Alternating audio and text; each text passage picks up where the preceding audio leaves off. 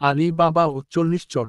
এক সময় পারস্যের এক শহরে আলী বাবা নামের এক গরিব কাঠুরে বাস করত।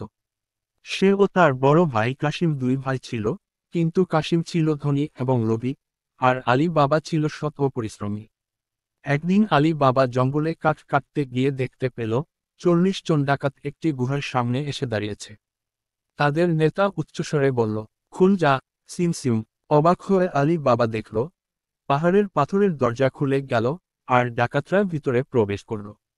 কিছুক্ষণ পর তারা বেরিয়ে আবার বলল, বন্ধ হ, সিম সিম। আর দরজা বন্ধ হয়ে গেল। ডাকাতরা চলে গেলে আলী বাবার সাহস করে সামনে গিয়ে সেই একই মন্ত্র উচ্চারণ করল, খুল যা, সিম সিম।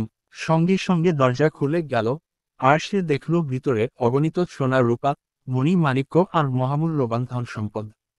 আলী বাবা বুঝতে পারল এটি ডাকাতদের লুকোনো ধনভাণ্ডার। তবে সে খুব লোভী না হয়ে শুধু সামান্য কিছু স্বর্ণমুদ্রা নিয়ে নিজের ঝুলিতে ভরে বাড়ি ফিরে এল। আলী বাবা তার স্ত্রীকে সব জানালো, কিন্তু তার বড় ভাই কাশিম খবর পেয়ে ঈর্ষায় পড়তে লাগল। সে আলী বাবার কাছে গুহার গোপন মন্ত্র জেনে নিল এবং পরদিন একা সেখানে গেল। কাশিম লোভের বশে এত বেশি ধনসম্পদ সংগ্রহ করল যে গুহা থেকে বের হওয়ার সময় দরজা খোলার মন্ত্র ভুলে গেল।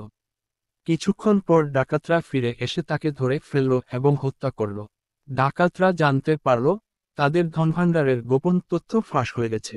তারা খুঁজতে খুঁজতে আলী বাবার বাড়ির সন্ধান পেল এবং প্রতিশোধ নিতে পরিকল্পনা করল। ডাকাতদের নেতা এক বুদ্ধি আঁটল, সে ও তার দল 40টি বড় তেলের কলসে মটকা লুকিয়ে আলী বাবার বাড়িতে ঢুকবে।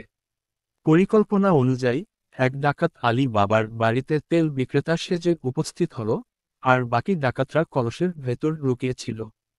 কিন্তু আলী বাবার বুদ্ধিমতী দাসী মর্জিনা কৌশল ধরে ফেলল।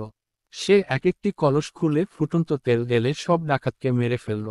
পরের দিন সকালে আলী বাবা জানতে পারল মর্জিনা তার জীবন বাঁচিয়েছে। কৃতজ্ঞ হয়ে সে মর্জিনাকে নিজের পরিবারের একজন সদস্য হিসেবে গ্রহণ করল। গল্পের শিক্ষা: সাদা চেক মার্ক বোতাম অতিরিক্ত লোভ মানুষকে ধ্বংসের দিকে নিয়ে যায়। সাদা চেক মার্ক বোতাম সততা ও পরিশ্রম সবসময় পুরস্কৃত হয়। সাদা চেক মার্ক বোতাম বুদ্ধিমত্তা ও সাহস বিপদের হাত থেকে রক্ষা করতে পারে।